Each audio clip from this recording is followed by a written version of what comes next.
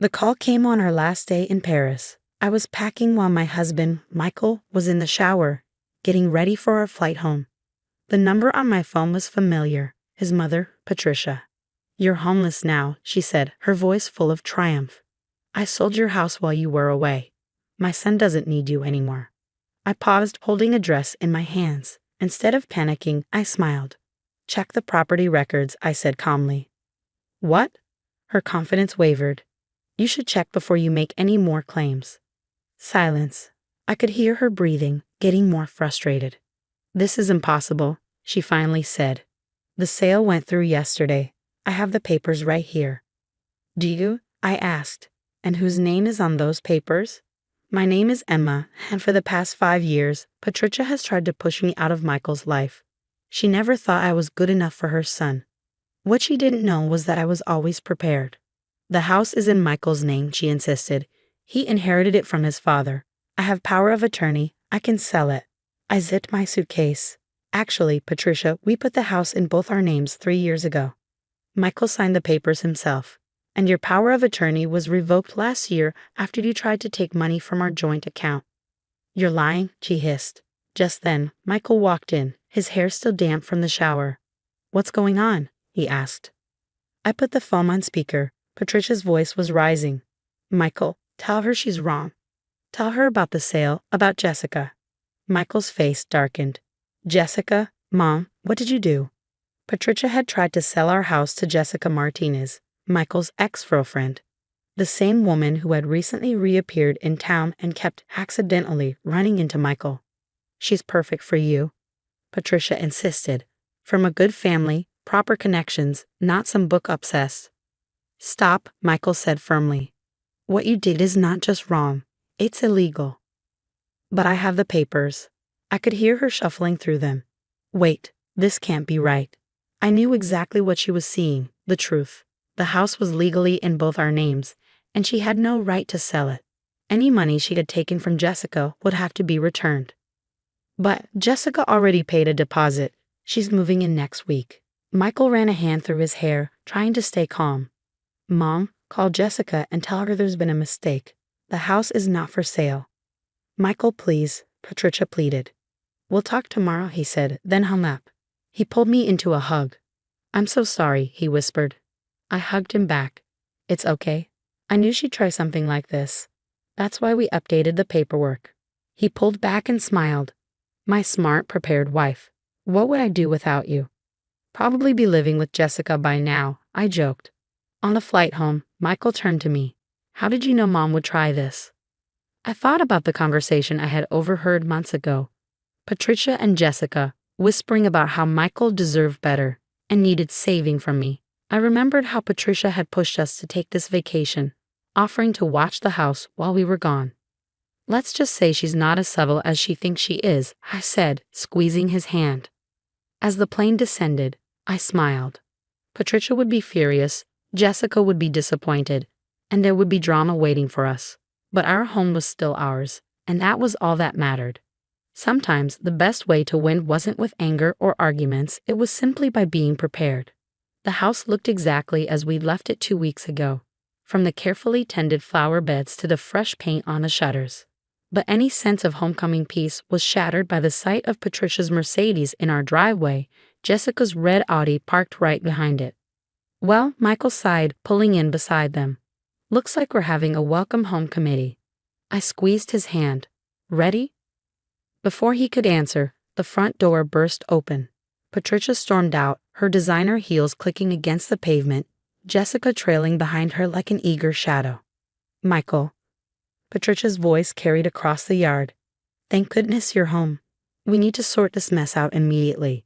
I stepped out of the car, noticing how Jessica's eyes fixed on Michael, a practiced smile playing on her lips. She'd done something different with her hair since I'd last seen her. It was lighter now, styled in the way Michael used to mention he liked back in college. "The only mess here," Michael said firmly, "is the one you created. Mom, the house was never yours to sell." "Don't be ridiculous," Patricia snapped. "I was only thinking of your future. Jessica's father has offered her a position at his firm. She needs a suitable home, and you need—" "What I need," Michael cut in, "is for both of you to leave." now." Jessica stepped forward, her smile wavering slightly. "Michael, please. Your mother explained everything. How unhappy you've been, how you've been looking for a way out. I know we have another chance if unhappy?" I couldn't help but laugh. "Is that what you told her, Patricia? That your son was miserable in his marriage while we were celebrating our anniversary in Paris?" Patricia's face flushed. "He's too kind to tell you the truth. Always trying to spare everyone's feelings, just like his father. But I know my son." "Do you?" Michael's voice was quiet but sharp. "Because the Michael you're describing, the one who wants to leave his wife for his ex-girlfriend, the one who's secretly miserable, I don't recognize him. That's a fiction you've created to justify your own actions." I moved toward the front door, keys in hand. "This conversation is over. You both need to leave." "I have a signed contract," Jessica burst out, waving a folder of papers. "I gave Patricia a deposit, $20,000. You can't just ignore a legal agreement." "A contract signed under false pretenses isn't legal," I replied calmly. "You're lucky we're not pressing charges for attempted property fraud." Patricia's face went pale. "You wouldn't dare. I'm his mother." "A mother would try to sell her son's house without permission?" I inserted my key into the lock. "Who conspired with his ex-girlfriend to break up his marriage?" "You're right, Patricia. No real mother would dare do that." The words hit home. Patricia staggered back slightly as if I physically struck her.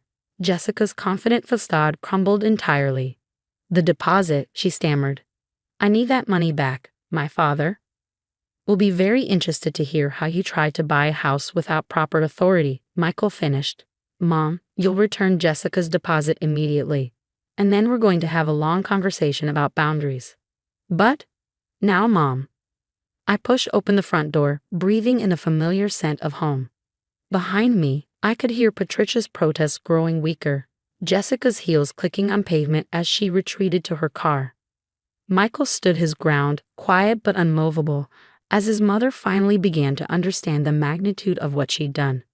Later that evening, after Patricia had written a check to Jessica with shaking hands and both women had left, Michael and I sat on our back porch. The sunset painted the sky in shades of pink and gold, the same colors we'd washed over Paris just days ago. "I called Dad's old lawyer," Michael said, breaking our comfortable silence. "He's drawing up papers to legally prevent Mom from ever claiming power of attorney again." I leaned my head against his shoulder. "How are you feeling about everything?" He was quiet for a moment, his fingers absently tracing patterns on my arm. "Angry, disappointed, but also relieved in a way. I've spent so many years making excuses for her behavior, trying to see the best intentions behind her actions. But this time she went too far. She did it because she loves you," I offered, though we both knew that didn't excuse anything.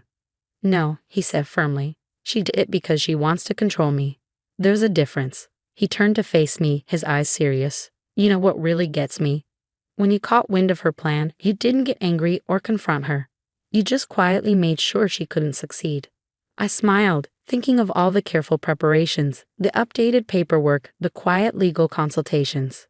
Sometimes the best defense is good documentation. He laughed, pulling me closer, my librarian warrior. "Defending our home with property records and legal documents. Don't forget the power of attorney forms," I teased. "Those were particularly effective." As night fell around us, we stayed on the porch, talking softly about Paris, about the future, about the boundaries we'd need to establish with Patricia going forward. Our home stood solid behind us, protected not by locks and alarms, but by preparation, foresight, and the strength of our partnership. Patricia had tried to take my home, thinking I was weak. Instead, she'd learned that sometimes the quietest people are the ones you should watch out for the most. 3 months after the failed attempt to sell our house, I was shelving books in the library's quiet reading room when an unexpected visitor arrived. Patricia stood among the stacks, looking smaller somehow in her expensive clothes, her usual confidence dimmed. "Emma," she said softly, mindful of the library's silence policy, "do you have a moment?" I finished placing the last book before turning to face her. We hadn't seen each other since that day in our driveway. Michael had been handling all communication with his mother, insisting on strict boundaries and limited contact. "My office," I said, leading her to the small room tucked behind the reference section. She sat in the visitor's chair, smoothing her skirt with trembling hands. on my desk. A framed photo from our Paris trip sat on my desk, showing Michael and me laughing at a sidewalk cafe. Patricia's eyes locked onto it. "He looks happy," she said softly. "I haven't seen him smile like that since before you tried to sell our house to his ex-girlfriend." I finished, keeping my voice steady. She flinched. "I deserve that. I deserve worse." She reached into her designer handbag and pulled out an envelope. "I came to give you this." Inside was a formal apology letter, one for me and one for Michael. Along with it were documents showing she'd had started counseling. "My therapist helped me understand some things," she said, her voice shaking. "About control, about letting go, about how my fear of losing Michael made me try to control his life, and how that only pushed him away. I studied the woman who had spent years trying to ruin my marriage." "Why now, Patricia?" "Because I miss my son," she admitted, tears forming in her eyes. "He won't talk to me except through lawyers. And I finally realized my actions didn't just hurt you, they hurt him too." She wiped her eyes. "And because you were right about something." "What's that?" "No real mother would do what I did. I want to be a real mother again if he'll let me." I thought about the kind, loving mother Michael had once described before fear and control took over. Maybe she was still in there, buried beneath years of manipulation. "It will take time," I said. "Trust isn't easily repaired." "I know," she straightened her shoulders, "but I'm willing to do the work." She paused at the door. "Thank you, Emma, not just for listening, but for loving my son enough to protect him, even from me." After she left, I sat at my desk for a long time, staring at the Paris photo. That evening, I told Michael about our conversation over dinner. "She came to see you," he asked, setting down his fork. "Why didn't you call me?" "Because she needed to take that step herself," I said, "to show she could respect boundaries while trying to make things right." He read the letter carefully. "Counseling. That's new. Mom always said therapy was for other people." "People can change," I said gently, "if they want to." 2 weeks later, we invited Patricia over for dinner. It was awkward at first, but as the evening went on, something shifted. Patricia asked about our Paris trip and listened, really listened, as we shared stories. She didn't mention Jessica, make snide remarks about my career, or suggest how Michael could do better. Instead, she admitted the truth. "I was so afraid of losing you," she told Michael, "that I never realized I was pushing you away." Over time, these dinners became a habit. Patricia kept going to therapy, learning to show love without control. She even started volunteering at the library's children's program, surprising us all with her gentler side. A year after the failed house sale, we had news to share. Michael squeezed my hand as I spoke. "We're turning the guest room into a nursery," I said. "You're going to be a grandmother." Patricia's eyes filled with tears, but this time, they were happy ones. "A baby. Really?" She reached for her phone, then hesitated. "Would it be okay if I shared the news, or would you rather tell people yourselves?" Michael and I exchanged a glance, noticing her newfound respect for boundaries. "You can tell people, Mom," Michael said warmly. "That's what grandmothers do." Later that night, as we stood in the nursery, I thought about how much had changed. The room Patricia had once tried to give to Jessica would now belong to her grandchild. The house she'd had tried to sell would be filled with love and laughter. Michael wrapped his arms around me. "You're thinking too hard," he teased. I smiled, just appreciating how things work out, how people can surprise you. "Speaking of surprises," he grinned, "want to bet how many parenting books Mom brings over tomorrow?" "No bet," I laughed. "But at least this time, she'll ask before rearranging the nursery." The true victory wasn't in stopping Patricia's schemes. It was in giving her the chance to change, to be the mother Michael had once known and the grandmother she was meant to be. Sometimes the best ending isn't about winning. It's about healing, rebuilding, and making something stronger than before.